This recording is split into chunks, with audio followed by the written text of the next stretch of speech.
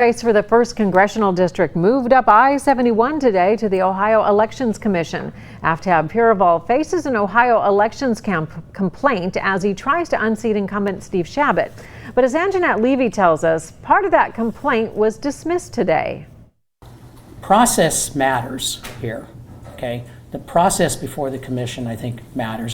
Attorney Donald McTigue, representing Aftab Pureval, argued the entire Ohio elections complaint should be thrown out. He says some of the issues raised are non-issues, and others may be questions for the Federal Elections Commission. This, throw the spaghetti up on the ceiling, see what sticks, where we throw in all kinds of allegations. But the attorney for the conservative group Coast, which filed the complaint, says the claims deal with Ohio law.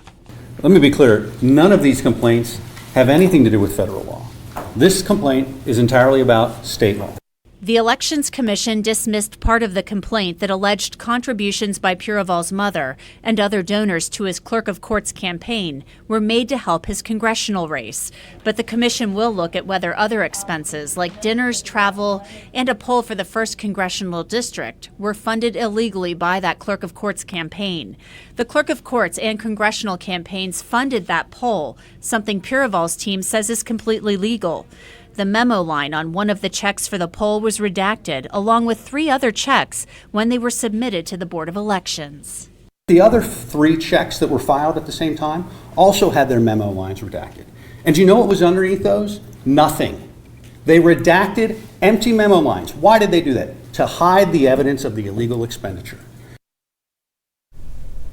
Now, this is politics, so of course each side had its own spin. Pureval's attorneys told me today that they considered this a win for them because they say a frivolous allegation was dismissed. But Coast's attorney says it was a win for them because the most serious allegation will still go to a hearing on November 1st. But do not be surprised if something happens between now and then to delay it. Paula. All right, thank you, Anjanette. And today, former Hamilton County Commissioner Phil Heimlich endorsed Pureval, a Democrat, along with retired Judge Mark Painter. Heimlich and Painter are Republicans.